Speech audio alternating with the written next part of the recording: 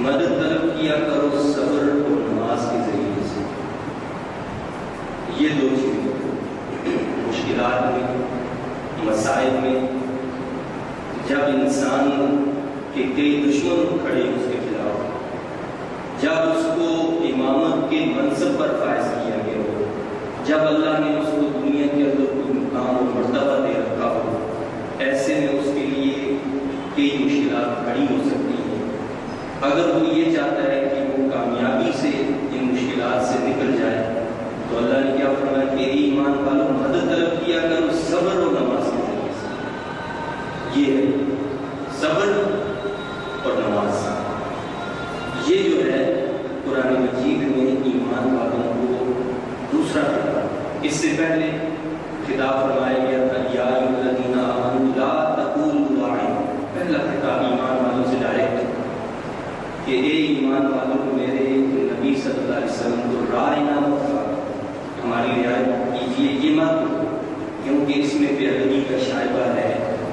دوسرے لوگ اس کو غلط معنی میں استعمال کرتے ہیں، لہذا ایمان والوں کو راعنا کے الفاظ کہنے سے روک دیا گیا، منع کیا. اب یہاں رب کائنات نے اس کے بعد پھر سلسلہ وہ چل پڑا تھا بنی اسرائیل سے خطاب، بنی اسرائیل سے کی جو ہے عروج و زوال کی جو داستان ہے وہ بتائی گئی ہمیں. اب یہاں پھر ایمان والوں سے جو خطاب آیا تو ادب شان رسالت مآب صلی اللہ علیہ وسلم یہ ایمان کا ایک لازمی بنیادی پہلا جز. اس کے بعد کیا فرمایا کہ اب دوسرا جو خطاب ہے وہ صبر اور نماز. صبر اس لیے کہ بغیر صبر کے مسائل جو ہے وہ حل نہیں ہو سکتے. تو اللہ نے پہلے صبر پر کہا کیونکہ نماز کا بعد میں تذکرہ اس لیے ہوا کہ نماز خود صبر کی ایک شکل ہے. پہلے صبر ہے بھائی، شیطان نہیں چاہتا کہ ہم نماز پڑھیں، تو لہٰذا صبر کیا ہوتا ہے؟ گناہوں سے اپنے آپ کو روک لینا، یہ ہے صبر. صبر کیا ہوتا ہے؟ روکنا اپنے آپ، گناہوں سے روکنا، یہ صبر کہلاتا ہے. تو شیطان یہ چاہتا ہے، ہمارا نفس یہ چاہتا ہے کہ ہم اللہ کی فرمانبرداری نہ کریں. انسان کیا کرتا ہے؟ اپنے آپ کو گناہ سے بچاتا ہے. شیطان کی بات نہیں مانتا، نفس کی بات نہیں مانتا، وہ اللہ کی طرف جھک جاتا ہے. تو گویا وہ صبر کرتا ہے. یہ صبر بہت بڑی دولت، اتنی بڑی دولت ہے کہ اس کے مقابلے میں کوئی بڑی دولت شاید ہے ہی نہیں. کیونکہ قرآن مجید کے اندر تقریباً 70 یا 75 مرتبہ رب کائنات نے اس صبر کا تذکرہ فرمایا ہے. اور قرآن مجید میں قرآن مجید کی آیات سے جو بات واضح ہوتی ہے کہ اللہ تعالیٰ نے تمام اعمال پر اس کا بدلہ متعین فرمایا، مقرر فرمایا کہ انسان فلاں نیکی کرے گا تو اس کو اتنا بدلہ دیا جائے گا، اس کو یہ جزا ملے گی. لیکن صبر ایک ایسا عمل ہے کہ جس کے لیے اللہ نے اجر کو متعین نہیں کیا بلکہ بلا حساب اجر اس کو، بلا حساب. چنانچہ ایک حدیث شریف ہے جسے حضرت امام زین العابدین رضی اللہ تعالیٰ عنہ روایت فرماتے ہیں. آپ فرماتے ہیں کہ قیامت کا دن ہوگا تو قیامت کے دن ایک منادی ندا کرے گا، ندا دے گا کہ وہ لوگ کہاں ہیں جو صبر کیا کرتے تھے، وہ اٹھ کھڑے ہوں اور جنت میں داخل ہو جائیں. تو کچھ لوگ کھڑے ہوں گے اور جنت کی طرف چل پڑیں گے. آج جب فرشتے دیکھیں گے کہ یہ کچھ لوگ جنت میں داخل ہو رہے ہیں، ابھی تو حساب کتاب ہی نہیں ہوا، تو وہ کہیں گے کہ بھائی کہاں جا رہے ہیں؟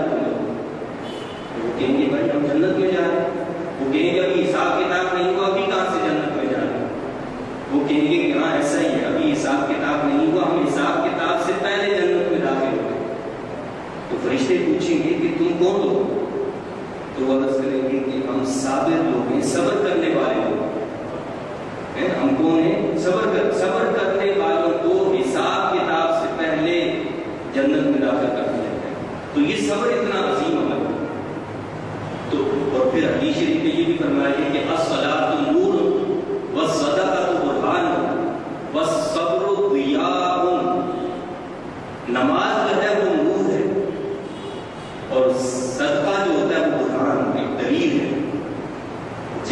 صبر ایک روشنی ہے. روشنی یعنی صلاۃ کو اللہ نے نور فرمایا. نور بھی روشنی ہوتی ہے اور صبر کو ضیاء بھی روشنی کو کہتے ہیں.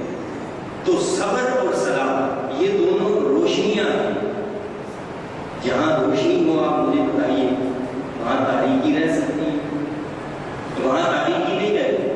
وہ پریشانیوں کی تاریکی ہو، وہ الجھنوں کی، وہ مشکلات کی، وہ مسائل کی تاریکی ہو، وہ غموں کی، پریشانیوں کی اور دنیا کے مختلف معاملات کی تاریکیاں کیوں نہ ہوں. جہاں یہ دو چیزیں جمع ہو جائیں، صلاۃ اور صبر، نماز اور صبر، وہاں تاریکیاں چھٹ جاتی ہیں. تاریکیاں خود بھاگ جاتی ہیں، پریشانیاں خود بھاگ جاتی ہیں. کیونکہ صبر بھی روشنی ہے اور صلاۃ بھی روشنی ہے. یہی وجہ ہے کہ ہم اللہ کے رسول صلی اللہ علیہ وسلم کی حیات مقدسہ پر ایک نظر دوڑائیں تو معلوم یہ ہوتا ہے کہ ذرا سا کوئی معاملہ ہوتا تو اللہ کے رسول صلی اللہ علیہ وسلم فوراً نماز کی طرف متوجہ ہوتے کہ جی سورج گرہن ہو گیا، چاند گرہن ہو گیا تو نماز پڑھی جا رہی ہے. پانی نہیں آ رہا یعنی بارش نہیں برس رہی تو نماز کا حکم ہے کہ نماز پڑھی جائے. اور کوئی پریشانی ملتی ہے اللہ کے رسول صلی اللہ علیہ وسلم 2 رکعت نماز پڑھتے ہیں، اللہ سے التجا کرتے ہیں، دعا مانگتے ہیں. یہ طریقہ ہوتا ہے کہ وَاسْتَعِینُوا بِالصَّبْرِ وَالصَّلَاةِ، مدد طلب کرو نماز کے ذریعے سے اور صبر کے ذریعے سے. یہ صبر اور نماز ان کے ذریعے سے اللہ کی مدد طلب کرو گے تو جلدی تمہیں مدد میسر ہو جائے، کامیابی تمہیں مل جائے. اب ہم جو ہے پریشان ہوتے ہیں، مسائل معاملات ہوتے ہیں، اللہ کے حضور تو جھکتے ہیں. لوگوں کے سامنے ہم کیا کہتے ہیں یہ تو ناشکری ہے. اللہ فرماتا ہے کہ بندے میرے پاس آ، میرے سامنے جھک جا، میرے سامنے التجا کر، میں تیری مشکل کو حل کر دوں گا، پریشانیوں کو دور کر دوں گا. لیکن آپ اللہ کو سنانے کے بجائے دنیا بھر میں ڈھٹورا پیٹیں گے، اس کے سامنے 2 رکعت نماز پڑھنے کے لیے تیار نہیں ہوتے. تو ہمیں تو بتایا یہ ہے، تعلیم یہ دی ہے، رسول اللہ صلی اللہ علیہ وسلم نے اپنے عمل و کردار سے ہمارے سامنے یہ چیز رکھی ہے کہ ہم پریشانی کوئی معاملہ ہو تو ہم اس کے سامنے 2 رکعت نماز پڑھ کے سجدہ ریزی کر کے اس سے دعا مانگیں، اللہ اس مشکل کو، پریشانیوں کو حل فرما دے. اور پھر نماز ایک ایسا ہتھیار ہے اور صبر ایک ایسا ہتھیار ہے کہ جو ویسے ہی پریشانی کو آدھا کم کر دیتا ہے. کیونکہ نماز کا مطلب ہی کیا ہے کہ جب انسان نماز میں جاتا ہے وہ دنیا سے لا تعلق ہو جاتا ہے. اللہ اکبر کہہ کر وہ کیا کرتا ہے، وہ اللہ کی طرف متوجہ ہو جاتا ہے. دنیاوی خیالات، دنیاوی کام چھوڑ دیتا ہے، نہ کھاتا ہے، نہ پیتا ہے، نہ سلام کلام کرتا ہے، کچھ بھی نہیں، ساری چیزوں سے رک جاتا ہے. یعنی اس کا مطلب یہ کہ اس کی ساری توجہ اپنے رب کی طرف ہو جاتی ہے. دنیا میں بھی آپ دیکھیں کہ اگر مریض کی توجہ کو اس کے مرض سے ذرا ہٹا دیا جائے تو آج ہی شفا اس کو یہاں میسر ہو جائے. لیکن اگر اس کی ساری توجہ اپنے مرض پر ہی رہے تو مرض بڑھتا چلا جائے، اس میں افاقہ نہیں ہوتا. افاقہ کب ہوتا ہے جب اس کی توجہ کو ہٹا دیا جائے. تو اللہ نے فرمایا کہ اے ایمان والو مدد طلب کرو صبر اور نماز کے ذریعے سے. بے شک اللہ تعالیٰ